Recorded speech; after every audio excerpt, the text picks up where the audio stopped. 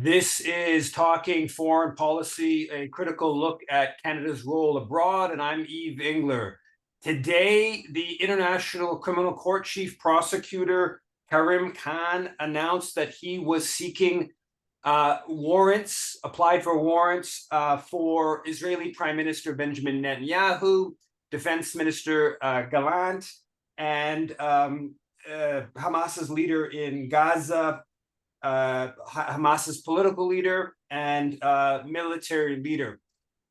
Canada has opposed previous efforts to investigate Israeli war crimes at the International Criminal Court. Specifically, 4 years ago, the Canadian government sent a letter to the ICC dissuading them from investigating Israeli war crimes and implied that Canada might cut off its funding to the ICC if it pursued Israel.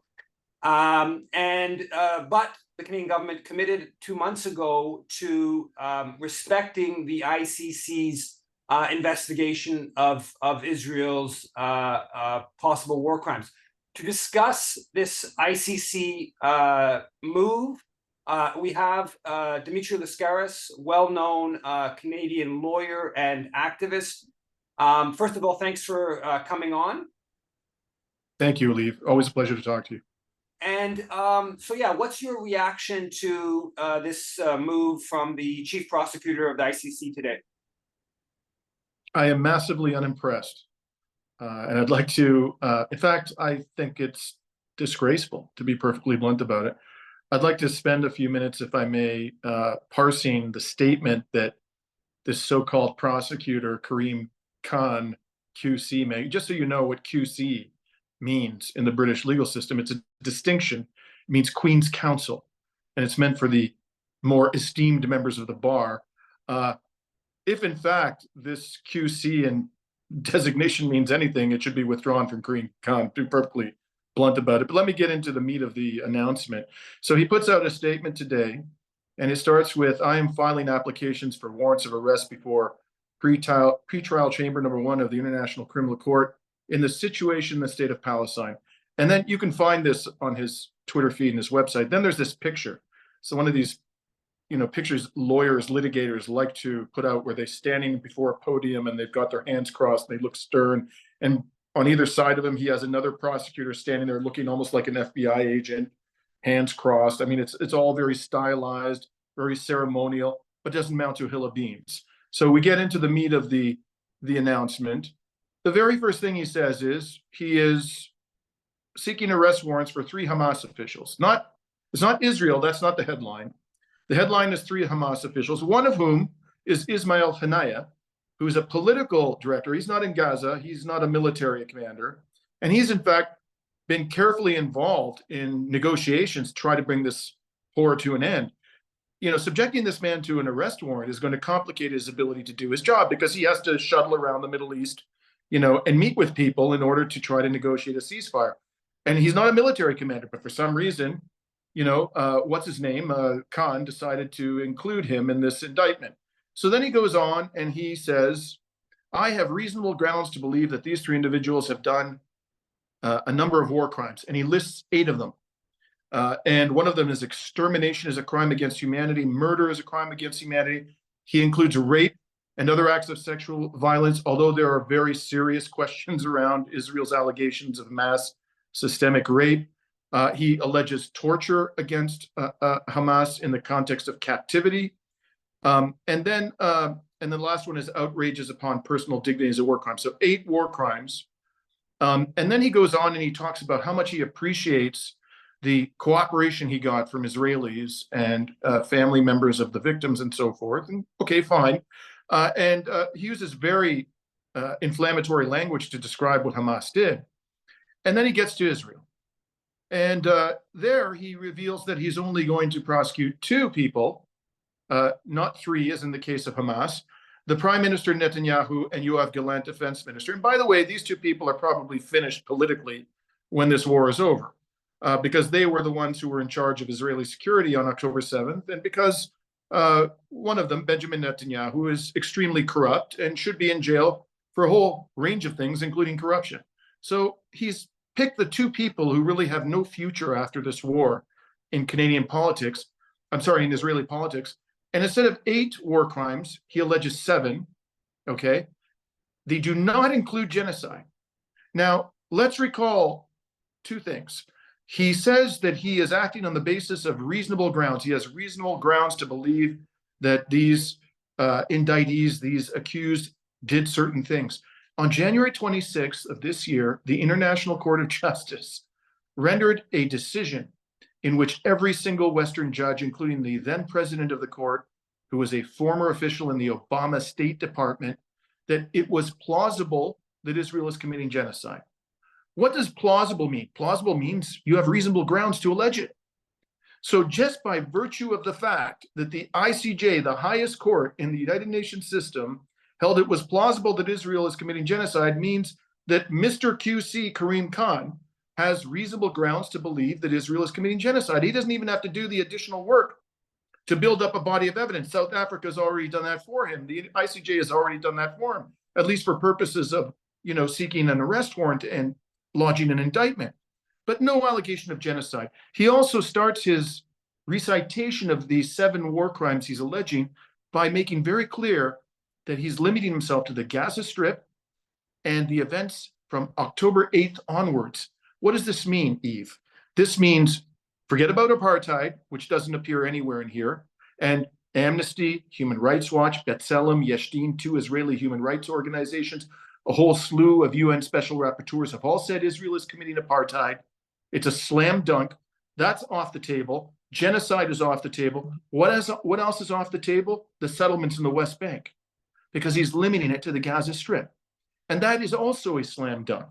There's no question that the settlements constitute a war crime and a violation of international law. In fact, even Canada's government admits this.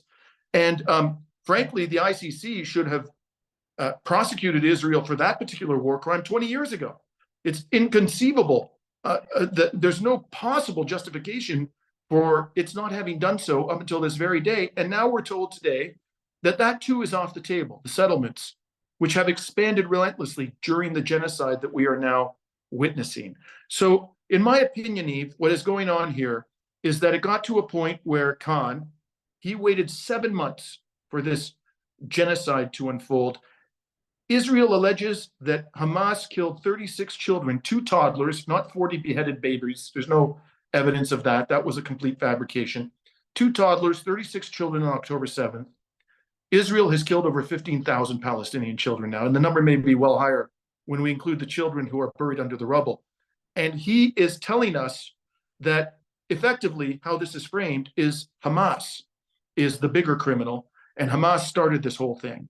He's erasing from the record decades of barbaric oppression of the Palestinian people, which clearly any fair-minded, sane person can see provoked violence from various factions within Israeli society. It was Palestinian society. This was an inevitable consequence of Israel's decades-long barbarism and impunity.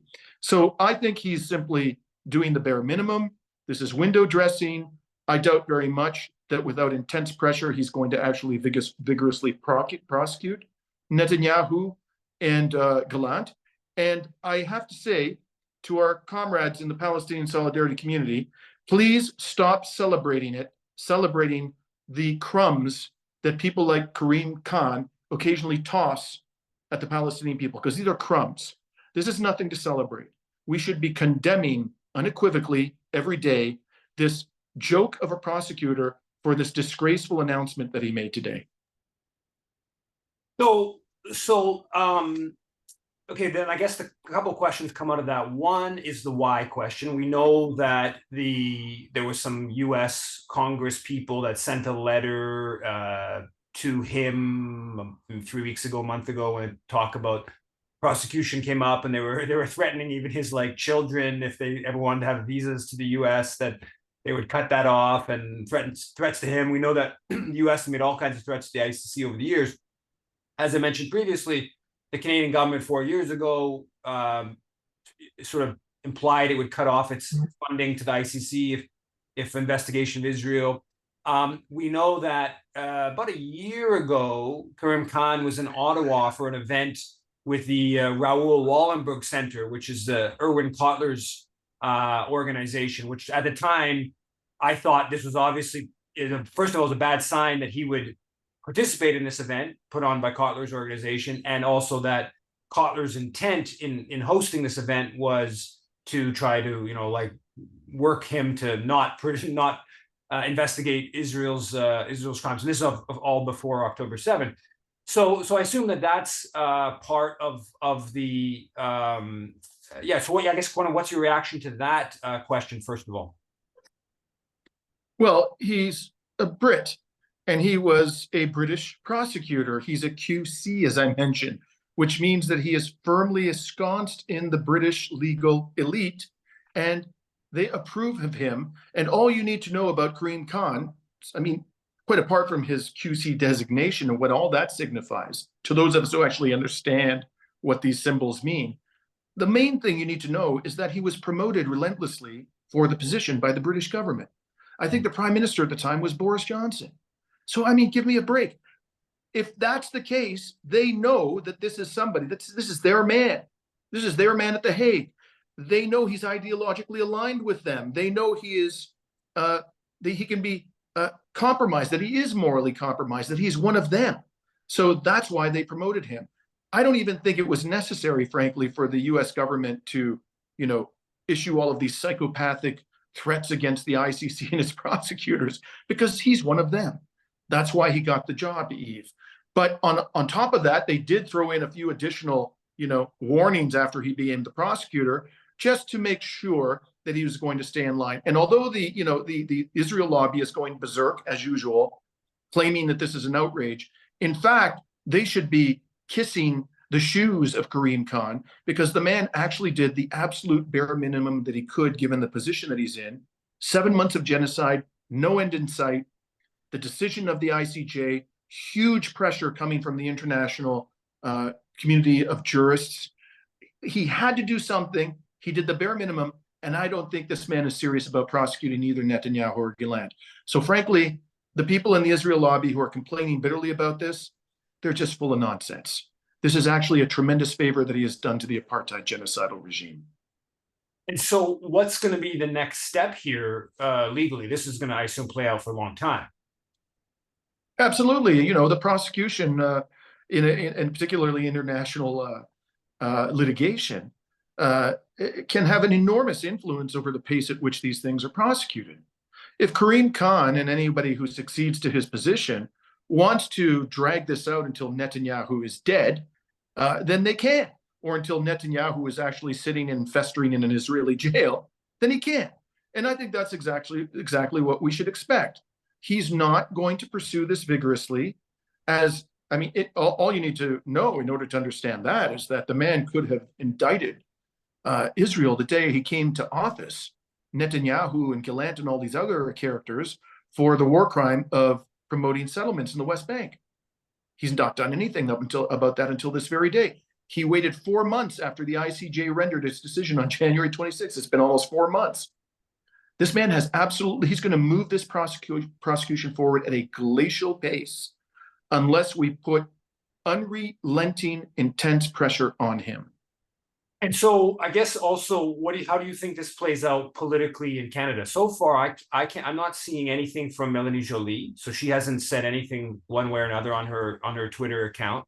A quick search, I didn't seem like there's any other comment. We're now, I guess, about 8 or 10 hours ago where this was all announced. So they definitely have had time to see the news.